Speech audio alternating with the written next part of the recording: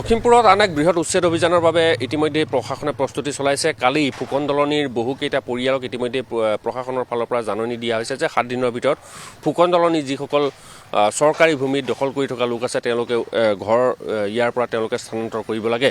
গতিকে মই ক'ব বিচাৰিছোঁ যে এতিয়া যিসকল লোক ইয়াতে বসবাস কৰিছিলে, যিখিনি চৰকাৰী ভূমিত ফুকন দলনিৰ 237টাতকৈও অধিক পৰিয়াল ইয়াত বসবাস কৰিছিলে বা 237 বিঘাতকৈ অধিক ভূমি ইয়াত বেদখল কৰা হৈছিলে, সেই ঘৰসমূহৰ পৰা লোকসকল ইতিমধ্যেই তেওঁলোকে স্থানান্তৰ হ'বলৈ আৰম্ভ কৰিছে। আমি স্থানীয় একাংশ লোক আছে তেওঁলোকৰ পৰাই জানিব বিচাৰিম যে এই প্ৰক্ৰিয়াটো কেতিয়াৰ পৰা আৰম্ভ হৈছে।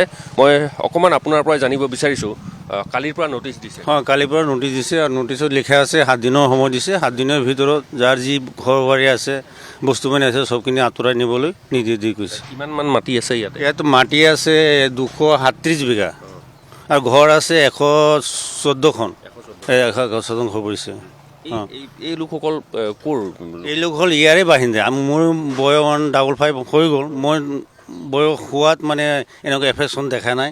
সিহঁতে আমাৰেই ভাই ককাই আছে, ইয়াৰে মানে দূৰৰ পৰা অহা নাই, এইখিনিৰ পৰাই আছে।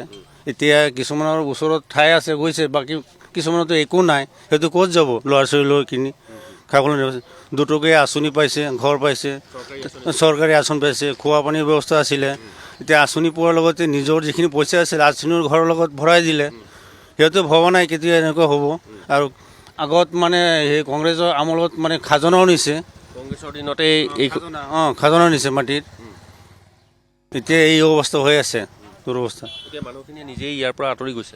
মানুহখিনি এতিয়া নিজেই আঁতৰি গৈছে, যোন য'ত ঠাই পাইছে তাতে গৈছে। ঠিক আছে, হ'ব। আমি কিছু আগলৈ যোৱাৰ চেষ্টা কৰিম যে আমি দেখুৱাইছোঁ যে ইয়াতেই যিটো অঞ্চল, সেই অঞ্চলৰ লোকসকলে ইতিমধ্যে তেওঁলোকে ঘৰ দুৱাৰ ভাঙি ইয়াৰ পৰা স্থানান্তৰ হোৱাৰ ব্যৱস্থা গ্ৰহণ কৰিছে।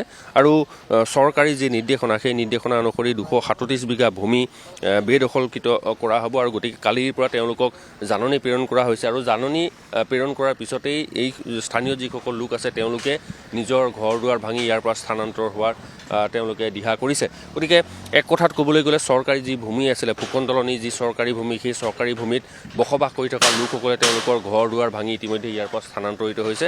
আৰু 7 দিনৰ সময়সীমা বান্ধি দিয়া হৈছে। আমি কথা পাতিব যত্ন কৰিছোঁ।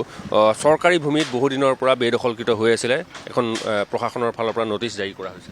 হয়, আমি অসম জাতীয়বাদী যুৱ ছাত্ৰ পৰিষদে যি লখিমপুৰ জিলাখনত বেদখলভাৱে মাটি দখল কৰিছে, সেইসকলক উচ্ছেদ কৰাত আমি অসম জাতীয়বাদী যুৱ ছাত্ৰ পৰিষদে সম্পূৰ্ণ সমৰ্থন জনাইছোঁ। আৰু ভোট বেংকৰ স্বাৰ্থত অকল উচ্ছেদ কৰিলে নহ'ব, এইসকল লোকক অসমবাসী কৰি খেদাত আমি চৰকাৰক অনুৰোধ জনাইছোঁ। এটা কথা ইয়াত কোৱা হৈছে যে কংগ্ৰেছ চৰকাৰৰ দিনত এইসকল লোকে মাটিৰ খাজনাও দিছিলে।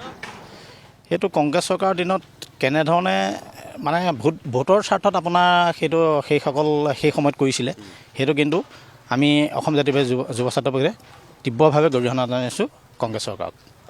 এক কথাত যিসকল লোক ইয়াতে আছিলে তেওঁলোকে ঘৰ দুৱাৰ বনাই ইয়াতে বসবাস কৰিছিলে বা তেওঁলোকে বেপাৰ বাণিজ্য কৰিছিলে।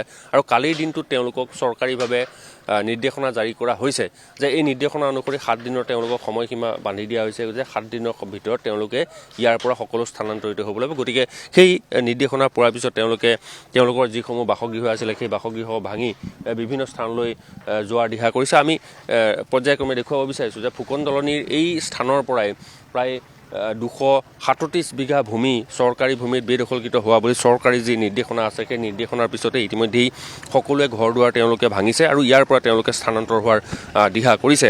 এক কথাত লখিমপুৰৰ কেইবাটাও অঞ্চলত দ্বিতীয় পৰ্যায়ত উচ্ছেদ অভিযান চলিব। আৰু সেই উচ্ছেদ অভিযান বাবে নাওবৈচা ব্লকৰ অধীনত থকা এই ফুকন দলনিত কালি নিৰ্দেশনা জাৰি কৰা হৈছে আৰু তেওঁলোকক 7 দিনৰ সময়সীমা বান্ধি দিয়া হৈছে।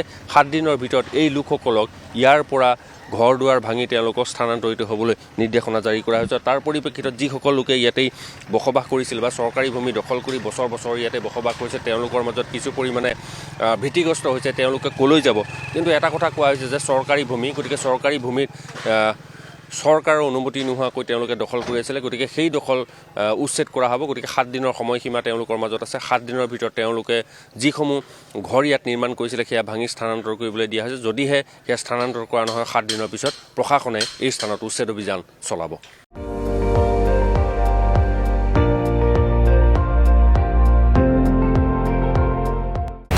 আপুনি চাই আছে ND24 সৰ্বশ্ৰেষ্ঠ নহয়, সৰ্বোত্তমৰ দৌৰ।